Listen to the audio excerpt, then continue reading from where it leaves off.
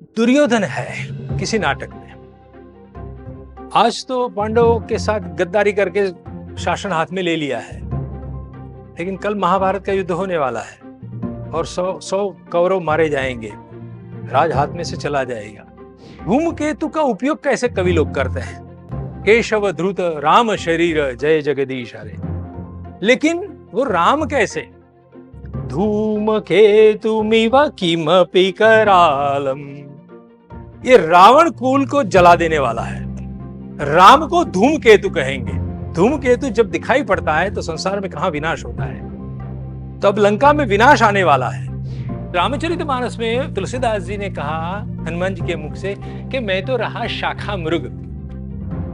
जमीन पर दौड़ने वाला मृग अलग होता है, हनुमान जी अपने आप को क्या कहते हैं? शाखाओं में घूमने वाला, कूदने वाला। कि बुरा व्यक्ति हमेशा बुरा नहीं होता है, उसमें भी कुछ अच्छाई होती है। रावण मृत्युशैया पर होगा तो राम कहेंगे कि जाओ लक्ष्मण, पॉलिटिक्स क्या चीज होती है, राजनीति सीख लो, उससे बड़ा राजनीतिज्ञ कोई नहीं है। तो आप देखिए महाभारत उसके लिए क्या कहा गया है, ये स्लाइड में है। यहां पर महत्वात् भारवत्वाच्च महाभारतमुच्यते इतिहासोत्तमादस्मात् जायन्ते कवि बुद्धयः यदिहास्ति तदन्यत्र यन्नेहास्ति न कुत्रचित्। जो यहां पर मिलेगा आपको तो कहीं और किसी दूसरे कवि, स्टोरी टेलर, कोई नॉवेलिस्ट की कहानी में मिल जाएगा, लेकिन जो कहानी, जो कैरेक्टराइजेशन इस महाभारत में नहीं होगा वो आपको कहीं दूसरे जगह से नहीं मिलेगा।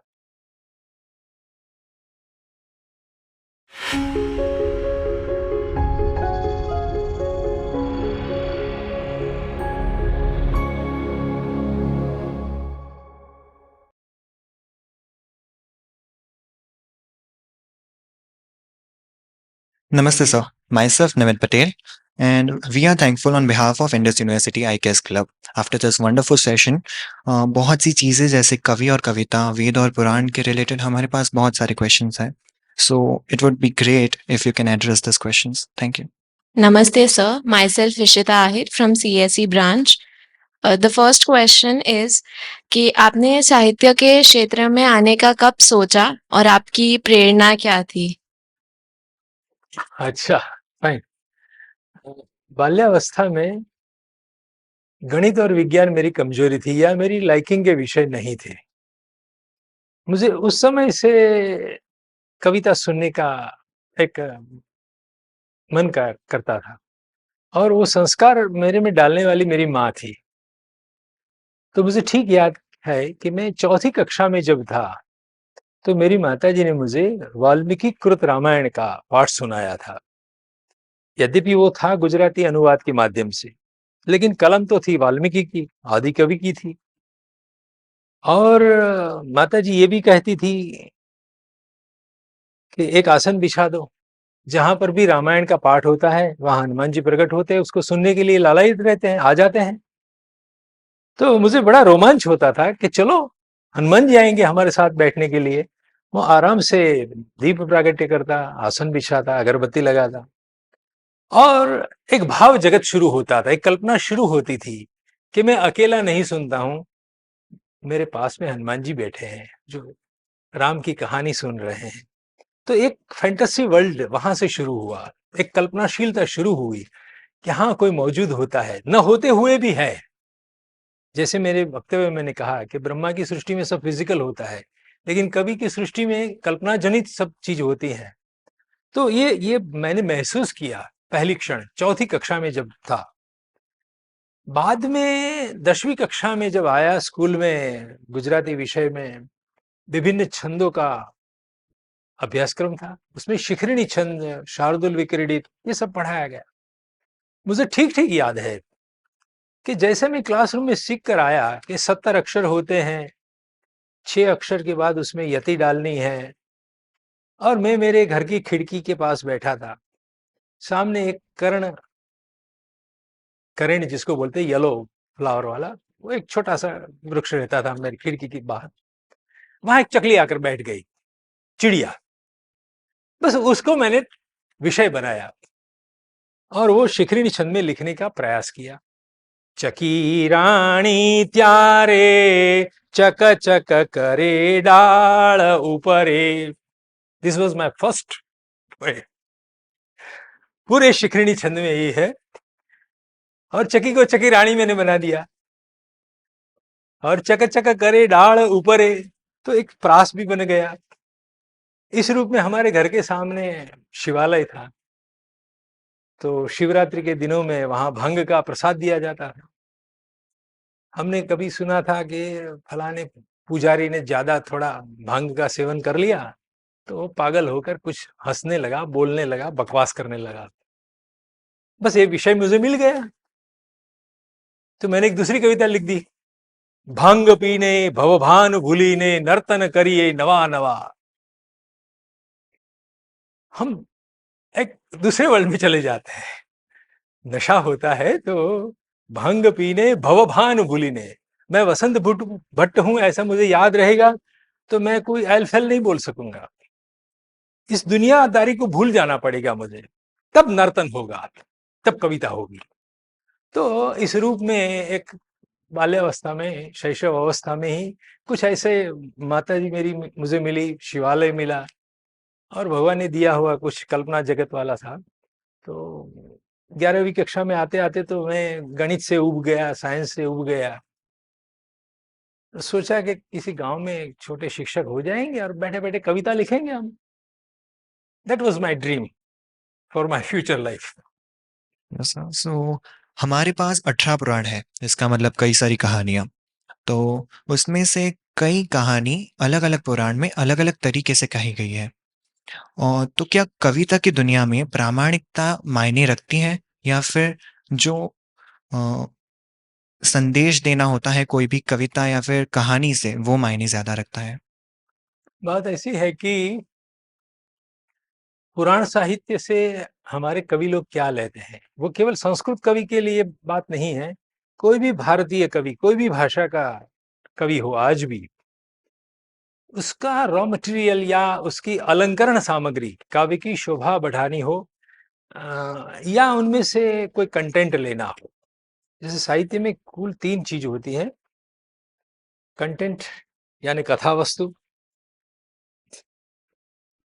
नायक, हीरोइन हीरोइन, और रसानुभूति, आनंद की अनुभूति। वस्तु नेता रसस्तेषाम भेद कहा। काव्य साहित्य में वस्तु यानी कथा वस्तु, नायक, हीरो कौन होगा, कैसा हीरो होना चाहिए। अब ये कहानी के रूप में थॉट कंटेंट या स्टोरी एलिमेंट रामायण महाभारत अष्टादश पुराण से लिए जाते हैं, लेकिन वही सामग्री हमारे पास अलंकरण सामग्री बनकर भी आती है। अलंकरण यानी काव्य की शोभा बढ़ाने के लिए उसका हम उपयोग करते हैं। जैसे कि मेघदूत काव्य है कालिदास का, पूरा कल्पना विस्तार है कि भी बादल को अपनी प्रियतमा के पास पहुंचाना है। हिमालय के पीछे, आज तो हम जानते हैं कि चाइना है, लेकिन संस्कृत कवियों के लिए रामायण महाभारत के ज्ञान के आधार पर पांडव लोग वहां स्वर्गारोहण के लिए हिमालय गए थे। तो हमारी ये सोच है, भारतीय मान्यता, पौराणिक मान्यता है कि हिमालय के पीछे स्वर्गलोक खड़ा है। तो महाकवि कालिदास ने जब मेघदूत लिखा, तो वो अलका नगरी, जो स्वर्गलोक की एक सेक्शन है, वहां उसकी प्रियतमा बैठी है यक्षिणी, और शाप मिला है 1 साल उसको दूर रहना है। तो धनपति कुबेर ने उसको शाप दिया, वो जाके गिरा कहां पर, रामगिरी के आश्रम, आज का विदर्भ यानी महाराष्ट्र। रामटेक नाम का गांव भी है आज नागपुर के पास, वहां यक्ष आ गया। 8 महीने बीत गए। अब वो बादल देखा, आषाढ़स्य प्रथम दिवसे मेघमाश्लिष्ट सानुम। जैसे ही आषाढ़ महीना आया, बादल देखे। उस जमाने में पोस्ट नहीं थी, व्हाट्सएप नहीं था, ईमेल नहीं था, बेचारा क्या करे, प्रियतमा की याद आ गई। तो सोचा कि ये बादल मेरा दोस्त हो सकता है, वो यहां से घूमता फिरता जाएगा आगे और मेरी प्रियतमा को मैसेज दे देगा कि मैं जीवित बैठा हूं, अब जल्दी से आ रहा हूं। ठीक है, अब तुझे जाकर कहना है कि भाभी जी, भैया ने मुझे मैसेज देने के लिए भेजा है, मेघ को दूत बनाया, मेघ यानी बादल, बादल को दूत बनाया। अब तू जैसा ही वहां गर्जन करेगा तो मेरी यक्षिणी तुम्हारे सामने कैसे देगी। देखिए, अलंकरण सामग्री कहां से, पुराण से लेते हैं, रामायण महाभारत से लेते कालिदास, कि तेरी भाभी जी तेरी और कैसे देखेगी। जब तू पहला गर्जन करेगा वो भी देखेगी ऊपर, तो मैथिली इव उन्मुखी भूय, जैसे हनुमान जी जब वृक्ष पर आकर बैठ गए थे और राम राम बोलने लगे तो सीता जी ने ऊपर देखा, अरे यहाँ रावण के अशोक वाटिका में राम का नाम देने वाला कौन है, तो बंदर बैठा था, हनुमान जी बैठे थे। बस उसी तरह से मेरी यक्षिणी भी मैथिली इव उन्मुखी भूय, जैसे मैथिली यानी मां सीता जी उन्मुख होकर ऊंची ग्रीवा करके देखने लगे थे, उसी तरह से मेरी प्रिया भी तेरी ओर देखने लगी। तो ये जो एक उपमा अलंकार का प्रयोग किया कि मैथिली की तरह मेरी पत्नी तेरी ओर देखेगी, तो वो बात कहां से लाए, रामायण से ले आए। हमारी ये जो अष्टादश पुराण है ना भैया, बहुत सारी स्लाइड अवशिष्ट रह गई, लेकिन मैंने एक माइथोलॉजी का एक 3 चक्र बनाए हैं अंदर, उसमें मेरी स्लाइडों में है वो बात। देखिए, ये जो आप देख रहे हैं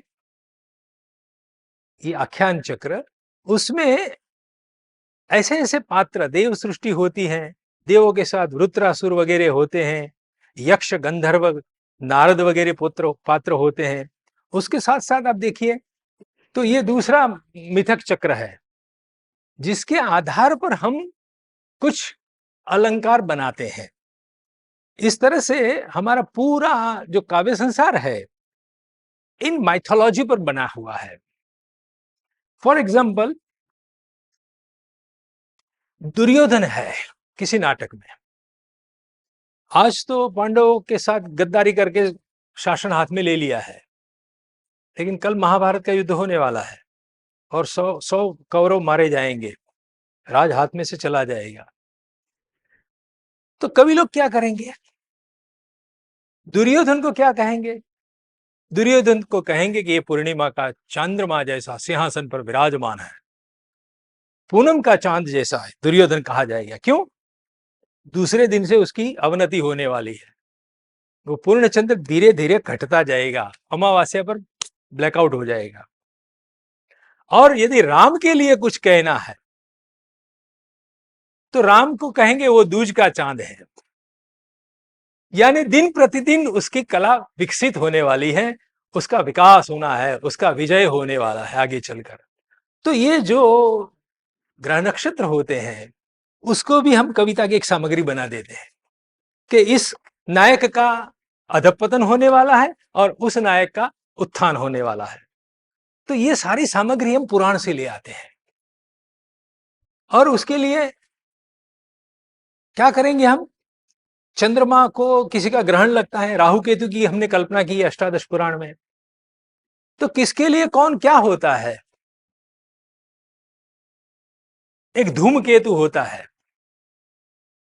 उस धूमकेतु के संदर्भ में जिसके पीछे धुआं की पूंछ होती है, ऐसा खरतोतारो, तो धूमकेतु का उपयोग कैसे कवि लोग करते हैं, एक एस्ट्रोनॉमिकल ट्रूथ है, पुराणों में वर्णित है, राहु है, केतु है, धूमकेतु है, लेकिन पोएट्री में वो कैसे आएंगे उस सब। तो जयदेव गीत गोविंद काव्य में केशव ध्रुत राम शरीर जय जगदीश हरे, लेकिन वो राम कैसे, धूमकेतुमिव किमपि करालम, ये रावण कुल को जला देने वाला है, राम को धूमकेतु कहेंगे। धूमकेतु जब दिखाई पड़ता है तो संसार में कहां विनाश होता है, तब लंका में विनाश आने वाला है। तो धूमकेतुमिव किमपि करालम, एक्स्ट्रा ऑर्डिनरी विकराल स्वरूप वाला ये धूमकेतु श्री राम यहाँ उपस्थित हो गए हैं, अब राक्षस रावण का कुल का विनाश होने वाला है। तो एक एस्ट्रोनॉमिकल फैक्ट को कविता में इस रूप में इंट्रोड्यूस कर देते हैं। हमारे पुराण इस रूप में काम लगते हैं, न केवल वो स्टोरी एलिमेंट देते हैं लेकिन अलंकरण सामग्री भी देते हैं। नमस्ते sir, my name is Dwiti Thakar from IT और मेरा प्रश्न है कि जैसे कि आपने टॉक में बताया कि काव्यों के अलग-अलग प्रकार आते हैं, तो पहले के समय से आज तक ऐसे कौन-कौन से काव्य हैं और उनके बारे में थोड़ा हमें बताइए? हाँ, रामायण महाभारत वो मैंने पहले कहा ये रिलीजियस टेक्स्ट के रूप में मैंने कहा है, अष्टादश पुराण वगैरह। लेकिन वाल्मीकि से मनुष्य की संवेदनाओं की बात आती है। राम को मनुष्य राम के रूप में प्रस्तुत किया जाता है। वो सीता के विरह में रोते हैं, बिलखते हैं, क्रोध भी करते हैं, आवश्यकता पड़ने पर वानरों से मैत्री भी करते हैं। ठीक है, अब उस वहां से जो क्लासिकल संस्कृत लिटरेचर शुरू होता है या प्योर लिटरेचर शुरू होता है, उनमें से 5 महाकाव्य पहले बने। महाकवि कालिदास आए, ईसा पूर्व 3री शताब्दी में वाल्मीकि, और ईसा के प्रथम शताब्दी में कालिदास, यानी 300 वर्ष बाद में कालिदास आए। कालिदास ने रामायण से प्रेरणा प्राप्त करके रघुवंश की रचना की। रघुवंश नाम का 19 सर्ग का महाकाव्य लिखा। पूरी उसकी जो बहिरंग स्ट्रक्चर है, उसका शिल्प विधान है जो, वो वाल्मीकि के रामायण पर आधारित है। सर्ग बंधो महाकाव्य इत्यादि करके शुरू होता है। चैप्टर का नाम होता है सर्ग। सर्ग में कतिपय श्लोक होते हैं और उस सर्ग का अंत होगा तो छंद का परिवर्तन कर देंगे, डिफरेंट अभिव्यक्ति होगी। और नेक्स्ट सर्ग में क्या आएगा, नेक्स्ट कैंटो में क्या आएगा, उसका इंडिकेशन देगा, यानी कंटिन्यूटी बनी रहेगी। तो पंच महाकाव्य आए। जैसे संस्कृत में एक तो कालिदास ने रघुवंशम लिखा, बाद में शिव पार्वती की प्रेम कहानी ली, कुमार संभव नाम का काव्य लिखा, तारकासुर नाम का एक असुर पैदा हुआ जो किसी के बस की बात नहीं थी, कोई इंद्रादि देव उनको टक्कर नहीं ले सकते थे। तो सब जाके ब्रह्मा जी के पास पहुंचे और कहा कि क्या करे, तारकासुर ने हमारा इंद्रासन ले लिया है। तो कहता है कि भाई शिव को जगाओ, हिमालय में समाधिस्थ बैठे हैं, यदि शिव पार्वती एक हो जाएंगे, उनकी जो संतान होंगी कुमार कार्तिकेय पैदा होंगे, तो वो तारकासुर को मार सकेंगे। तो ये कहानी लेकर कुमार असंभवम नाम का महाकाव्य लिखा गया। अब उसके बाद नए कवि आए, भारवी आए, उन्होंने किरातार्जुनीयम नाम का महाकाव्य लिखा। किरात यानी भील। और अर्जुन जब वनवास मिला तो असम की ओर गया, हिमालय की ओर गया, तरह तरह के प्रांतों में घूमकर वो दिव्य अस्त्र इकट्ठा करता है, कभी न कभी कौरवों से लड़ना है। तो भगवान शिवजी किरात के रूप में अर्जुन की परीक्षा लेने आते हैं, दोनों के बीच में युद्ध होता है और अर्जुन इतना टक्कर लेता है कि जिससे प्रसन्न होकर शिवजी ने उनको ये दे दिया।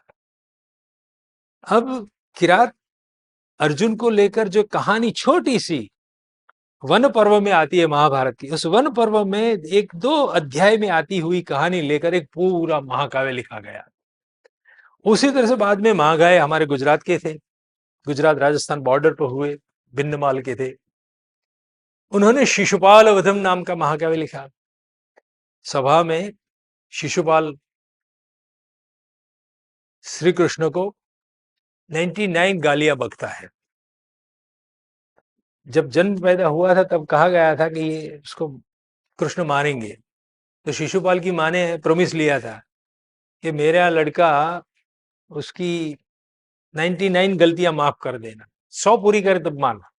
माँ ने सोचा कि 100 तो काफी होती है, कब पूरा करेगा, लेकिन एक ही मीटिंग में 99 गालियां बक दी और 100वीं गाली बकी, उसी समय सुदर्शन चक्र से शिशुपाल को मार दिया गया। ये कहानी महाभारत में थी। तो आप देखिए महाभारत उसके लिए क्या कहा गया है, ये स्लाइड में है यहां पर। महत्वात् भारवत्वाच्च महाभारतमुच्यते इतिहासोत्तमादस्मात् जायन्ते कवि बुद्धयः। ये इतना भारी काव्य है इतना महत्वपूर्ण है, क्या एनसाइक्लोपीडिक दावा है महाभारत का। यदिहास्ति तदन्यत्र यन्नेहास्ति न कुत्रचित। जो यहां पर मिलेगा आपको, वो कहीं और किसी दूसरे कवि, स्टोरी टेलर, कोई नॉवेलिस्ट की कहानी में मिल जाएगा। यद यह अस्ति तद अन्यत्र। जो महाभारत में आप पढ़ेंगे जो कहानी, वो कहीं दुनिया के दूसरे प्रांत में मिल जाएगी। यह न यह अस्ति न कुत्रचित। लेकिन जो कहानी, जो कैरेक्टराइजेशन इस महाभारत में नहीं होगा, वो आपको कहीं दूसरे जगह से नहीं मिलेगा। और इसी महाकाव्य में से, इस इतिहास में से, महाभारत नाम के इतिहास में से अस्मात् जायन्ते कवि बुद्धयः, भविष्य में जाकर अनेक कवि बुद्धियां प्रकट होगी। यानी उसमें से ही कथानक लेकर किरातार्जुनीय लिखा जाएगा, इसी में से शिशुपाल वध लिखा जाएगा। उसी महाभारत में नल दमयंती की कथा है, तो उसके आधार पर श्रीहर्ष नाम के कवि ने लिख दिया नैषधचरितम नाम का महाकाव्य। तो आप देख सकते हैं कि ये हमारा एक इतना बड़ा मानसरोवर है, जहां से कहानियां ले लेकर हम आज भी कविताएं बनाते हैं। एक अखूट भंडार है हमारे पास। इतिहासोत्तमाद अस्मात् जायन्ते कवि बुद्धयः। एक श्लोक तो ऐसा भी मैंने देखा है कि जैसे आहार लिए बिना, खाए पिए बिना इस शरीर को धारण करना मुश्किल है, उसी तरह से रामायण महाभारत की कहानी लिए बिना आप कोई काव्य भी नहीं लिख सकेंगे। It is very much that. आदि पर्व के आरंभ में ही महाभारत का महिमा वर्णित करते हुए ये सारे श्लोक मिलते हैं हमको। तो हमारी ऐसा है ना, जो ट्रेजरी होती है ना भैया, कपबोर्ड में रखे हुए रत्न, वो तो लिमिटेड होते हैं, लेकिन जो माइन होती है ना, खान, खुदाई करके करके निकालते, वो अखूट होता है, खुटता नहीं है, कम नहीं होता है। वहां से आप बोरो करके करके जो भी कल्पना लानी हो, जो कथानक लाना हो, जो अलंकरण सामग्री ले आना हो, जो माइथोलॉजी ले आना, सब ले आइए आप। It is everything is possible. आप देखिए, अभी अभी कर्नाटक के गिरीश कार्नाड नाम के नाट्यकार, उन्होंने हयवदन लिखा। कहां से ले आया स्टोरी? महाभारत। आज के आधुनिक कवि लोग भी रामायण महाभारत से अछूते नहीं रह सकते। ये बड़ा स्रोत है हमारे लिए, ठीक है। और माइथोलॉजिकल ऐसा ऐसा इंटरप्रिटेशन करते हैं। कविता क्यों लिखी जाती है? कविता एक तो माइथोलॉजिकल इंटरप्रिटेशन करने के लिए लिखी जाती है, या पोएटिक जस्टिस देने के लिए। आज के पाठक को लगेगा कि सीता के जीवन में इतना दुख, राम के जीवन में इतना दुख, कौन सत्य का पालन करेगा? इट इज बेटर कि जो धोबी ने कहा कि सीता तो लंका में रावण के घर, राक्षस के घर रहकर आई है, उसकी पवित्रता के विषय में प्रश्न उठाए गए। ये बात कानाफूसी होने लगी अयोध्या नगरी में, तो जासूसों के द्वारा ये राम के कानों तक पहुंची कि सीता के विषय में अपवाद चल रहा है, लोग हेल फैल बोल रहे हैं। तो सीता त्याग का निर्णय कर लिया। तो वो अपने पुत्रों को, लवकुश को भी जन्म नहीं दे पाई राजघराने में। गंगा में जाके उसने आत्मघात, खुदकुशी करने का प्रयास किया। वहां पर 2 पुत्र पैदा हुए। बगल में वाल्मीकि का आश्रम था, उन्होंने जाकर उसका पालन किया। और फिर जब लवकुश बड़े हुए और उसी वाल्मीकि के रामायण का गान अयोध्या नगरी की गलियारियों में जाकर गाने लगे, तो किसी ने राजा राम को कहा कि आपकी कहानी कोई बच्चे गा रहे हैं, तो बुलाओ राज दरबार में। तब जाके मालूम हुआ कि तो मेरी कहानी सुना रहे हैं। वाल्मीकि ने क्रांत दृष्टि से देख लिया था कि राम ने जीवन में ऐसा ऐसा हुआ है, तो रामायण जो लिखी थी वो लवकुश उनको सुना रहे थे। अब वाल्मीकि का रामायण करुणांत है।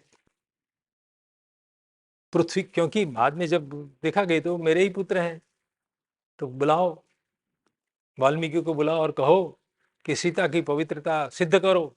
दोबारा अग्नि परीक्षा लेने की बात हुई, तो सीता ने कहा कि भाई आई एम सॉरी, कब तक, एक बार तो आपने लंका में मेरी अग्नि परीक्षा ले ली, अभी भी मुझे यही करना होगा? तो देहि में विवरम, हे वसुधे, हे मां पृथ्वी देवी, आपने मुझे जन्म दिया है, मुझे फिर से आपके गोदी में ले लो। पृथ्वी फटती है, राम के राज दरबार में फटती है, महल में फटती हैं और सीता उसमें चली जाती है। ऐसा एंड है वाल्मीकि के रामायण में। इस कहानी को सुनकर पढ़कर कौन सत्य का पालन करेगा, कौन राजधर्म का पालन करेगा कि प्रजा को किसी भी हाल में, प्रजा आराधन एक मात्र हमारा लक्ष्य है। रघुवंश के राजा कैसे होते हैं? प्रजा आराधन करो, प्रजा को खुश रखो, सुखी करो, राम राज्य प्रवर्ताओ। लेकिन ऐसा राम राज्य लाने के लिए यदि मेरा वैयक्तिक जीवन छिन्न भिन्न हो जाता है, मेरी खुद की पत्नी चली जाती है पृथ्वी में, मेरे संतान कहीं और पलते हैं, तो ऐसा राजधर्म, ऐसा सत्य का पालन मैं नहीं करूंगा। इसीलिए कालांतर में जब भवभूति आते 8वीं शताब्दी में, उन्होंने उत्तर रामचरित नाम का नाटक लिखा। देखिए, जो कहानी माइथोलॉजी के रूप, माइथोलॉजी किसको कहते हैं? MYTH, मिथ, मिथक। मिथक किसको कहते हैं? जो लॉजिकल नहीं होता, जो अनसाइंटिफिक होता है, फिर भी प्रजा उसमें विश्वास करती है। हमारे भारतीय मानस वाली आर्य प्रजा उसमें विश्वास करेगी। तो ऐसी जो माइथोलॉजी होती है, उसका एक पोएटिक जस्टिस देने के लिए उसका नव अवतरण, नव संस्कार करके उसको प्रस्तुत करना पड़ता है। भवभूति ने सोचा कि भाई चलो, मैं उसी राम कहानी को लेकर उत्तर रामचरित लिखता हूं। उत्तर रामचरित यानी राम के उत्तर जीवन का चरित। उत्तरार्ध में क्या हुआ है? पूर्वार्ध में तो रावण को मारना वगैरह युद्ध कथा है, लेकिन उत्तर जीवन में जो दुख आता है राम के जीवन में, तो भवभूति ने पोएटिक जस्टिस दिलाने के लिए क्या किया? उस नाटक को सुखांत बनाया। यानी भवभूति के कवि सृष्टि में, भवभूति नाम के कवि की सृष्टि में, उनकी सृष्टि में राम सीता एक रहते हैं, साथ रहते हैं, पुत्र सहित राज्य का पालन करते हैं। वो पृथ्वी फटती नहीं है, सीता चली नहीं जाती है। तो कोई कहेगा कि ये तो भाई जबरदस्ती से सुखांत इंपोज कर दिया है, तो नहीं। क्यों? तो कहते हैं कि राम ने क्या किया? राम ने प्रजाजन के कहने से अपनी पत्नी को घर से निकाल दी। वो हिस्टोरिकल ट्रूथ तो उत्तर रामचरित नाटक में भी है, लेकिन 12 वर्षों के बाद राम ने एक अश्वमेध यज्ञ शुरू करवाया। और उस समय पर वैदिक परंपरा के अनुसार धर्म पत्नी होनी अनिवार्य है। पति अकेला यज्ञ नहीं कर सकता है, क्योंकि पत्नी की डेफिनेशन ही पाणिनि के व्याकरण में ऐसी दी गई है, पत्युर नो यज्ञ संयोगे। यज्ञ में साथ देने वाली जो होती है वो पत्नी होती है। पति शब्द में नुक आगम होता है, न बीच में घुस जाता है, रस्व ई हटके दीर्घ ई लग जाती है, पत्नी शब्द बनता है।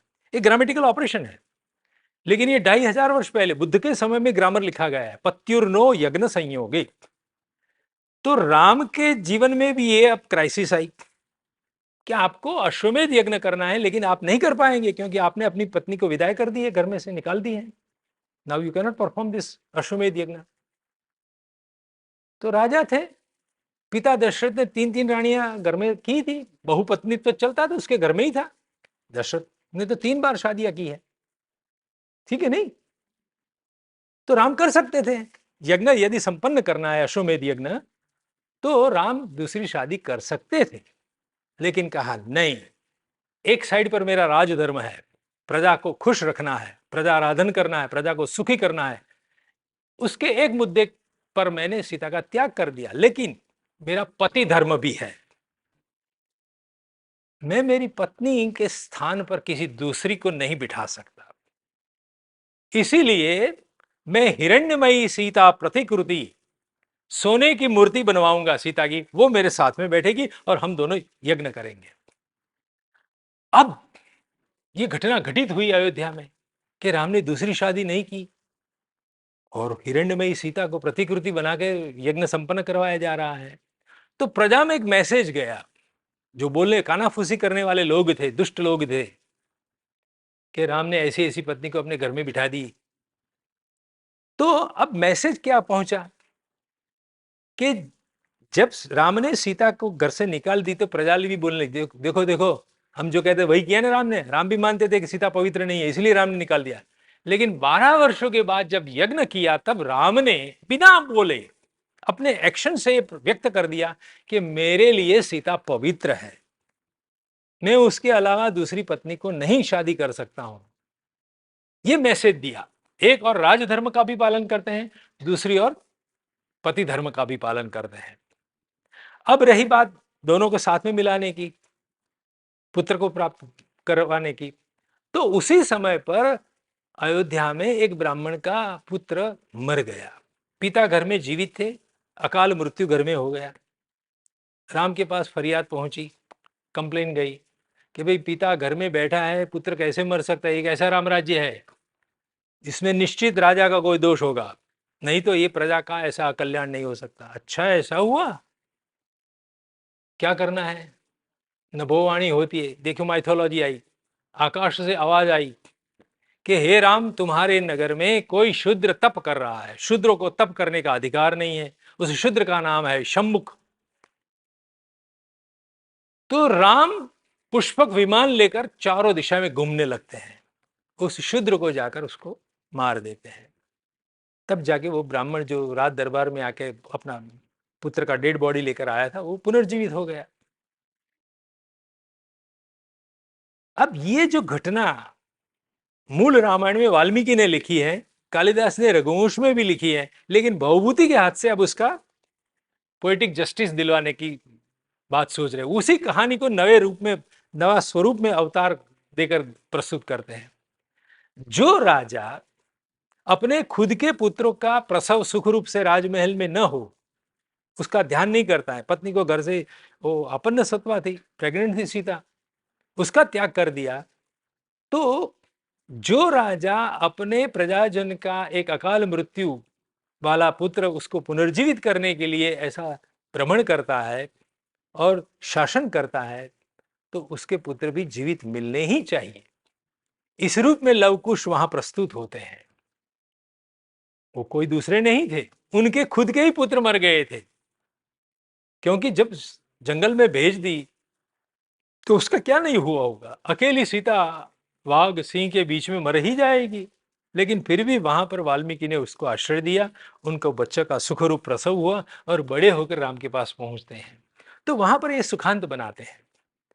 तो पुराणों में आई हुई कहानी, उसको हमारी दृष्टि से हम जो चाहते हैं कि ऐसा नहीं, ऐसा होना चाहिए, जिसको हम पोएटिक जस्टिस कहते हैं, तो पोएटिक जस्टिस दिलाने के लिए भी कविता बनाई जाती है कि हकीकत में जो भी कुछ हुआ हो, लेकिन आज ऐसा नहीं होगा। तो ऐतिहासिक कथा का नया परिवर्तन करने के लिए भी काव्य रचनाएं होती है। ये ब्रह्मा की सृष्टि में या इतिहास में हम पीछे हट करके कुछ बदलाव नहीं कर सकते हैं। We can not change history, but so far as the poetic world is concern, we can change something. और आप कन्विंस हो जाए, हाँ ऐसा होना चाहिए भाई, प्रसन्न होकर आप रंगमंच से बाहर जाएंगे, प्रेक्षागार से बाहर जाएंगे, नहीं नहीं ये अच्छा किया बहुभूति ने। तो कवि की सृष्टि ऐसी होती है। Thank you sir. The next question is कि सर हर एक भाषा में एक ही शब्द के बहुत अलग अलग अर्थ हो सकते हैं, तो हम किसी भी कविता को कैसे इंटरप्रेट करें और हम उसे कैसे समझे, उस शब्द का मतलब। ठीक है, ऐसा है कि हमारे पास अमर कोश नाम का एक कोश है। अब कवि लोग जो होते हैं वो पर्टिकुलर शब्द का चयन करते हैं और उस पर्टिकुलर स्थान पर उसका विनियोग करते हैं। जैसे वृक्ष को हम वृक्ष संस्कृत में कहेंगे, एक दूसरा शब्द है पादप है, पादे ही पीबती, जो पांव से पानी पीता है, मूली से। वृक्ष का तो मुंह नहीं होता है, ग्लास पानी नहीं होगा, तो पांव से पिएगा। पादप पादे ही पीबती इति पादप। ठीक है। अब उसी तरह से मान लीजिए कि वानर शब्द है, तो वानर को हरि भी कहते हैं, कपि भी कहते हैं, बहुत सारे वानर के पर्यायवाची शब्द सिनोनिम्स मिल जाएंगे आपको, लेकिन कवि उसका सटल उपयोग करते हैं। फॉर एग्जाम्पल तुलसीदास जी ने रामचरितमानस में जब सीता जी की जानकारी प्राप्त करके हनुमान जी वापस आते हैं और श्री राम हनुमान जी की पीठ थपथपाते हैं, वेल डन, बहुत बढ़िया काम किया, समुद्र उल्लंघन किया, वहां जाके लंका को जला दी और सीता जी को मिलकर आए, राम की मुद्रिका दे दी और माँ सीता जी का चूड़ामणि लेकर भी हनुमान जी वापस आ गए। बहुत अद्भुत कार्य किया। Ram was about to praise Hanuman, प्रशंसा करने के लिए एकदम सन्नद्ध हो गए थे, क्योंकि प्रसन्न हो ही जाएंगे। सेवक ने इतनी बड़ी घटना घटित कर दी है, सीता जो अनसीन थी, दूसरे वर्ल्ड में समुद्र के पहले पार पहुंच गई थी, उस सीता की जानकारी लेकर ये आया है सेवक, तो उसको तो कितना प्रशंसित करना चाहिए, कितना सम्मान करना चाहिए। लेकिन राम कुछ भी प्रशंसा करे उससे पहले हनुमान जी स्वयं अपने मुंह से क्या कहते हैं कि राम, ये तो आपका महिमा है कि मैं वहां पहुंच सका, बाकी मैं तो रहा शाखा मृग। देखिए वानर शब्द क्या कहते हैं, वा अथवा नर, जिसको देखकर लगता है क्या शायद आदमी है, चिंपांजी मनुष्य की जैसे सिगरेट वगैरह पीता है, तो उसको देखकर लगता है कि क्या ये मनुष्य है। वैसे भी हम उत्क्रांति में मानते हैं कि बानर के बाद मनुष्य बना है, तो अथवा नरः, क्या ये मनुष्य तो नहीं है, ऐसा जिसको देखकर हमें आशंका होती है उसको हम वानर कहते हैं, ठीक है। लेकिन रामचरितमानस में तुलसीदास जी ने कहा हनुमान जी के मुख से कि मैं तो रहा शाखा मृग। जमीन पर दौड़ने वाला मृग अलग होता है, हनुमान जी अपने आप को क्या कहते हैं, शाखाओं में घूमने वाला, कूदने वाला। तो एक शाखा से दूसरी शाखा पकड़ ली, दूसरी से तीसरी पकड़ ली, ऐसा टांगता टांगता मैं पहुंच गया। उसमें क्या बड़ी बात थी, हम तो रहे बानर, हम तो रहे शाखा मृग। तो शाखा मृग के लिए तो एक खेल मात्र था, इट वॉज जस्ट ऐसे में दौड़ते दौड़ते काम कर लिया, उसमें मेरी कोई महत्ता नहीं है, ये तो आपकी महत्ता है, आपका ये महिमा है कि मैं वहां पहुंच पाया। यहां पर जो शाखा मृग शब्द का प्रयोग किया है, डिक्शनरी में बहुत सारे अवेलेबल है मंकी के पर्याय, लेकिन तुलसीदास जी ने हनुमान जी के मुख में, हनुमान जी स्वयं कहते कि मैं कौन रहा, शाखा मृग। तो अब देखिए कि अद्भुत आपके सामने एक चित्र भी आएगा कि कैसे लांघ कर फटाफट फटाफट एक डाल से दूसरी डाल पर चलते चलते हनुमान जी वहां तक पहुंच गए होंगे। You can visualise with help of one single particular word. यदि शाखा मृग के अलावा कोई दूसरा शब्द यहां डाल देते तो बात नहीं बनेगी। जो अपने आप को विनम्रता के भाव से प्रस्तुत करना चाहते हैं हनुमान जी, वो विनम्रता केवल शाखा मृग की पसंद पर ही संभव है, ठीक है। वेदों में कभी भी सही या गलत की अ, धारणा नहीं की गई है। लाइक उसमें दानवों को भी बुलाते हैं, देवों को भी बुलाते हैं, उनको ऑफरिंग देते हैं, लेकिन जो सही या गलत है वो पुराणों में आया कि दानव है वो गलत है और देव सही है। तो कवि की दृष्टि में ये सही और गलत के क्या मायने रहते हैं? ऐसा है कि कवि लोग जो होते हैं ने, वो इविल एलिमेंट्स जिसको कहे या दानव सृष्टि कहे, राक्षस सृष्टि वर्ल्ड कहे, उसमें भी कवि लोग एक परकाया प्रवेश करते हैं। परकाया प्रवेश जानते हैं, कवियों के लिए एक शब्द ये भी है परकाया प्रवेश, दूसरों के हृदय में घुसकर बोलना, परकीय व्यक्ति के शरीर में प्रवेश करना। कवि तो आज का मॉडर्न युग का है, वो परकाया प्रवेश करेगा, ठीक है। तो परकाया प्रवेश का फल क्या आएगा, वो देखेगा कि जो दुष्ट पात्र के रूप में पुराणों में वर्णित है उसमें भी कहीं न कहीं कुछ अच्छाई होगी। उस अच्छाई को बहारने के लिए काव्य का निर्माण कर देता है कि बुरा व्यक्ति हमेशा बुरा नहीं होता है, उसमें भी कुछ अच्छाई होती है। रावण मृत्युशैया पर होगा तो राम कहेंगे कि जाओ लक्ष्मण, पॉलिटिक्स क्या चीज होती है, राजनीति सीख लो, उससे बड़ा राजनीतिज्ञ कोई नहीं है। तो उसमें जो अच्छाई होती है ना, वो बाहर निकाली जाती है, उस पर एक पूरा महिमा मंडन किया जाता है। कभी कभी कुछ बातों को लॉजिकल बनाने का भी प्रयास होता है, जैसे हमारी रामायण की कहानियां सैकड़ों वर्ष पहले हमारे भारत देश के ही व्यापारी लोग थाईलैंड, कंबोडिया, जावा, सुमात्रा, बाली टापू वगैरह में पहुंच गए, व्यापार वाणिज्य के लिए गए, वहां बस गए, लेकिन साथ में रामायण महाभारत के पात्र लेके वहां पहुंचे थे। सिंगापुर में हर तीसरे व्यक्ति के नाम में आपको राम मिलेगा, हर तीसरे व्यक्ति के नाम के अंदर राम इनबिल्ट मिलेगा आपको सिंगापुर में आज भी।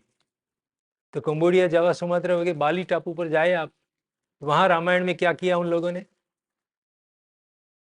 वहां पर हनुमान जी आजीवन ब्रह्मचारी नहीं है, वो वहां गए समुद्र लांघ कर और विभीषण की कन्या के साथ उन्होंने लव अफेयर किया हनुमान जी, और घर जमाई बन के रहे उनके घर में, शादी कर ली। ये बाली टापू पर की रामायण कहानी में सुना रहा हूं। हनुमान जी वहां जाकर दामाद बनते हैं विभीषण के, क्योंकि घर का भेद जानना है कि रावण कैसे मरेगा, सीता जी को कहां छिपा के रखी है। तो ऐसे गए और देख लिया वहां यहाँ पर है सीता, ऐसा नहीं, इतनी जल्दी से नहीं मिली थी। वहां के लोगों ने इस बात को पूरा रैशनल स्वरूप दिया, बुद्धिगम्य बनाया, तार्किक बना दिया कि हनुमान जी गए और वहां की लड़की के साथ वो प्रेम का चक्कर चलाया, और वहां दामाद भी बनकर घर में रहने लगे हनुमान जी। और कुछ महीनों वर्षों के बाद जान लिया, हाँ रावण ऐसे ऐसे मरेगा, ये भेद है उनका, और सीता जी को कहाँ छिपाए हैं। तो कहानियां पुरातन है, लेकिन उसका एक नया स्वरूप हमारे सामने कवि लोग ले आते हैं, समझे? ऊपर से बारिश गिरती है, देखते हैं ऊपर से बारिश गिरती है और अनाज पैदा होता है, लेकिन माइथोलॉजी क्या करती है, क्या करती है? इंद्रधनुष हम देखते हैं, रेनबो देखते हैं, तो पुराणों में ऐसी मिलती है कि रेनबो पर बैठकर स्लाइडर क्या कहते हैं, लपसणी वो होते हैं चिड़ियाघर में बच्चों के बैठने के लिए, तो इंद्रधनुष पर इंद्र बैठकर नीचे पृथ्वी पर आते हैं और आकर हमारे खेतों में बीज बोते हैं, तब ये अनाज पैदा होता है।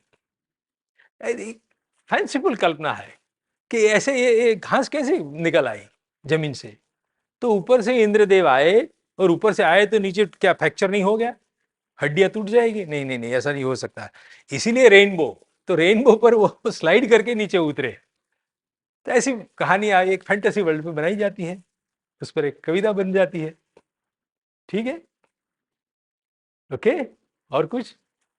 सर लास्ट क्वेश्चन, हमने देखा है कि गुरुकुलों में परंपरा रही है कि कोई भी पाठ्य होते हैं वो छात्रों को काव्यों के रूप में ही सिखाते हैं। ऐसा क्यों सर? ऐसा क्या है काव्यों में कि जो उनका इतना महत्वपूर्ण होता है? गुरुकुल में पाठ्य होते हैं लेसन्स, वो स्टूडेंट्स को काव्यों के रूप में ही सिखाए जाते हैं। हाँ, जरा आपके प्रश्न को मैं मॉडिफाई कर दूं कि हमारे बहुत सारे शास्त्र ग्रंथ पद्य में लिखे गए, छंदोबद्ध है, जैसे कि आयुर्वेद है, तो वो गद्य में नहीं है, प्रोज में नहीं है, वो मेट्रिकल वर्सेस में है, छंदोबद्ध कविता के रूप में है। वो चाहे गणित का शास्त्र आप ले लो, न्याय शास्त्र ले लो आप, कौटिल्य का अर्थशास्त्र वगैरह ले लो आप, आयुर्वेद की चरक और सुश्रुत की संहिताएं ले लो, सब अनुष्टुप छंद में या आर्या छंद में लिखी गई है। तो गुरुकुलों में उस माध्यम से क्यों पढ़ाया जाता है, ये आपका प्रश्न है। वो इसीलिए कि हमारे वहां, जैसे मैंने आपको बताया था, मंत्र संहिता, बाद में उपनिषद आते हैं, बाद में रामायण महाभारत, अष्टादश पुराण, और बाद में प्योर पोएट्री शुरू होती है। लेकिन बीच में जो शास्त्र ग्रंथ की बात कही ना, वो सूत्र ग्रंथ होते थे, और सूत्र के बाद ये कविताबद्ध शास्त्र बनने लगे, चरक, सुश्रुत वगैरह, ज्योतिष वगैरह, सब में पोएट्री मिलेगी आपको, क्योंकि छात्र को मेमोराइज करने में सहायता होती थी। पूरा शास्त्र वो कंठस्थ कर लेगा।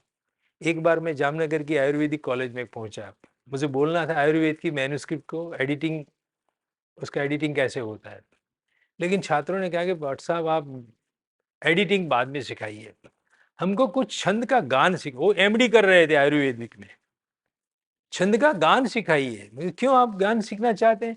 कि उसको हम कंठस्थ कर लेंगे तो ड्यूरिंग प्रैक्टिस मेमोराइज करके वो तुरंत ध्यान में आ जाएगा कि इतनी इतनी औषधियां हैं, इतनी इतने वनस्पतियां हैं जिसमें ये गुण पड़ा है। तो गुरुकुलों में पूरी शिक्षा छंदोबद्ध शास्त्रों में ही करवाई जाए, धनुर्वेद हो, आयुर्वेद हो, संगीत के कोई ग्रंथ हो, पूरे पोएट्री में लिखे गए हैं। उसके अद्भुत रिधम होती है, जिस रिधम के कारण आप बहुत कुछ याद कर लेते हैं अनायास। अनुष्टुप छंद में ये ताकत होती है कि एक बार आप पढ़ लो, आपको तुरंत याद रह जाएगा, कोई कोशिश नहीं करनी पड़ेगी। उसमें जो लघु गुरु की पैटर्न है, जो एक लय है, उसमें वो तुरंत समझ में आएगा।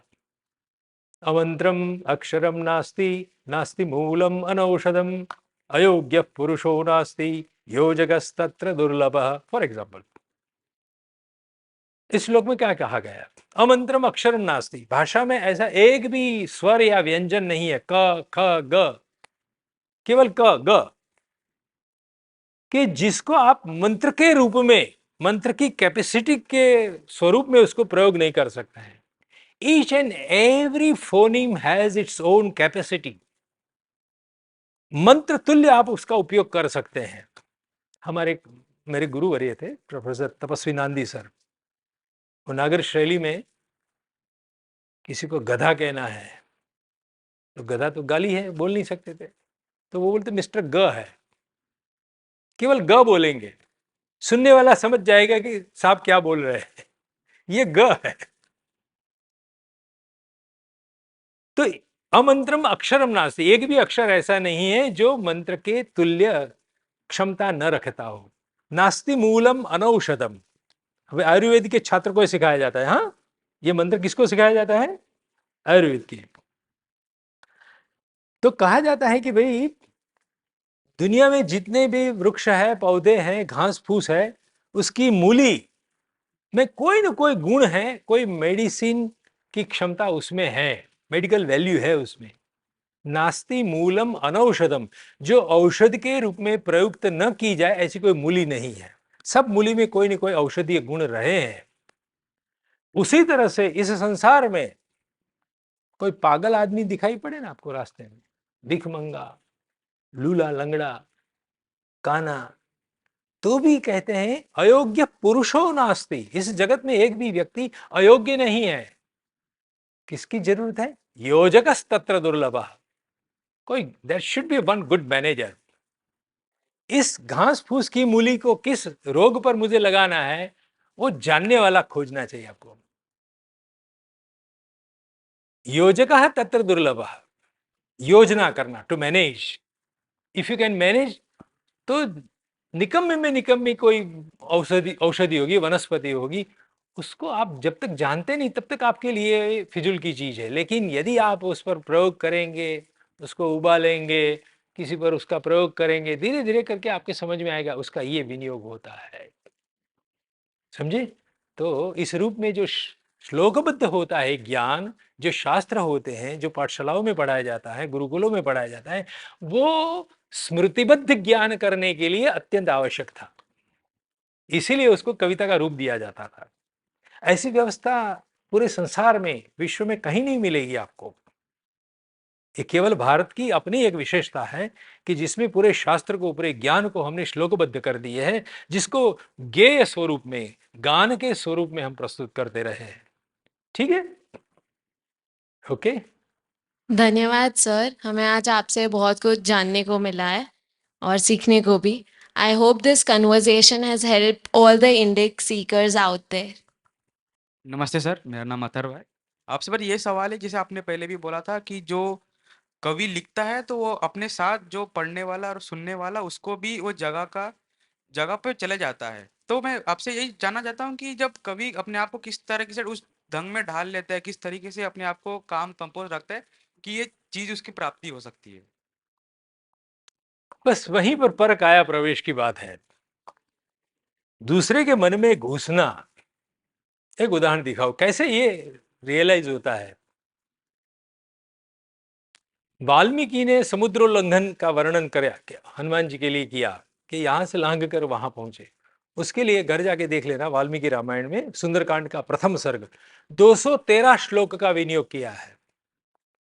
हनुमान जी ने ऐसा ऐसा पराक्रम किया, इतनी शक्ति से उड़ रहे हैं। ठीक है, तुलसीदास आए उसी कहानी को लेकर रामचरितमानस में कह रहे हैं कि हनुमान जी ने समुद्र उल्लंघन किया। तो कैसे कर पाए? वाल्मीकि कहते हैं कि हनुमान जी खुद अपनी शक्ति, अपने बाहुबल पर वहां पहुंचे, लेकिन तुलसीदास जी कहते कि नहीं, वो तो राम का बाण चला था, और राम का बाण अमोघ होता है, सफल होना ही होना है, जैसे चले राम बाण। अब यही बात कालिदास के हाथ में आती है। उन्होंने भी राम कथा लिखी है, रघुवंश लिखा है। तो कालिदास परकाया प्रवेश करते हैं, हनुमान जी के हृदय में घुस जाते हैं। वो कहते हैं कि हनुमान जी ने कैसे वहां तक जंप लगाया, इस पार से उस पार कैसे पहुंचे। वाल्मीकि ने इस बात को समझाने के लिए 213 श्लोक का कलेवर रखा। तुलसीदास जी भक्ति प्रधान कवि है, तो उन्होंने राम का बाण कहा। हनुमान जी नहीं रहे, वो राम का स्वयं बाण था, इसलिए वहां पहुंच पाया। अब कालिदास कहते हैं कि मारुति ही सागरम तीर्ण संसारम इव निर्ममः। कोई आदमी आपघात करना है, खुदकुशी करना है, 10वीं मंजिल पर चला गया, वहां से मरना है, तो कैसे छलांग लगा सकता है? What may be the psychic, उस कौन सी मानसिकता रही होगी कि उसने वहां से छलांग लगाई? तो कालिदास कहते हैं कि हनुमान जी ने जो छलांग लगाई, तो हनुमान जी के हृदय में घुसकर कालिदास देखते हैं कि what was the mentality on that particular moment पर। हनुमान जी ने क्या सोचा होगा, क्यों इतना सक्सेस मिल सका? तो कहते हैं कि जैसे इस भव सागर को, मोह माया से भरा, कुटुंब से भरा हमारा संसार होता है, उसमें से यदि हमें मोक्ष प्राप्त करना है तो हमको निर्मोही बनना पड़ता है, निर्मम होना पड़ता है, मोह माया को त्यागना पड़ता है, सन्यासी होना पड़ता है, तब मोक्ष मिलता है। बस उसी तरह से हनुमान जी ने भी अपने आप के लिए निर्मम बन गए। मेरा जो होना हो जाएगा, मर जाऊंगा ऊपर से गिर के। यदि हनुमान जी ने एक क्षण के लिए भी सोचा होगा, इतना लंबा समुद्र में कूदने जा रहा हूं, लेकिन ऊपर से गिरा तो मर नहीं जाऊंगा, मगरमच्छ मुझे खा नहीं जाएंगे, थोड़ा सा भी भय प्रवेश कर गया होता तो हनुमान जी नहीं कूद पाते। इसीलिए कालिदास ने केवल आधे श्लोक में यह बोल दिया कि मारुति ही सागरम तीर्ण, मारुति सागर को लांघ गए। क्यों, कैसे, what was the logic behind, what was the psychic? संसारम इव निर्ममः, जैसे संसार को निर्मम होकर लांघा जा सकता है, मोक्ष प्राप्त किया जाता है, उसी तरह से हनुमान जी ने मेरा क्या होगा वो सोचना बंद कर दिया।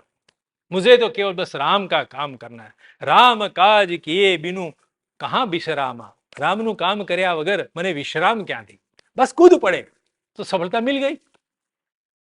If you stay for a while, एक क्षण के लिए भी रुक जाते आप कि यह हो सकेगा, ऊपर से गिरूंगा तो क्या होगा, मर जाऊंगा, बस you can not do that thing, आप नहीं कर पाएंगे।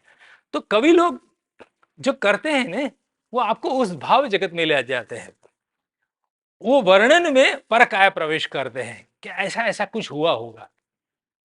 इसीलिए कवियों के लिए मैंने एक स्लाइड में कहा था कि क्रांत दृष्टा होते हैं, वो दीवार के पेले पार भूतकाल में जाके देख सकते हैं, भविष्य में जाकर देख सकते हैं, दूसरे भूखंड में। यहां बैठे बैठे वाल्मीकि देख रहे हैं कि लंका में दशानन रावण को कैसे मारा गया होगा। वाल्मीकि स्वयं नहीं गए हैं, तुलसीदास जी तो बैठे हैं चित्रकूट में, फिर भी वो अपनी मानसिकता से कैसे राम वहां पहुंचे होंगे, बीच में क्या हुआ होगा, वो क्रांत दर्शन करते हैं, अतिक्रमण करते हैं काल का और स्थल का, तब जाके बात रियलाइज होती है। और आज भी आप जब पढ़ेंगे उसको, तुलसीदास जी को, तो आप भी हनुमान जी के साथ साथ चलेंगे, हाँ राम का बाण गया, मैं भी गया, पहुंच गया। आप तन्मय हो जाते हैं, तादात्म्य सिद्ध करते हैं, तन्मय होना, आप स्वयं हनुमान जी बन जाते हैं, तब जाके आनंद आता है। वो कवि के शब्द में ताकत है, उसमें परकाया प्रवेश होता है। ठीक है? धन्यवाद सर।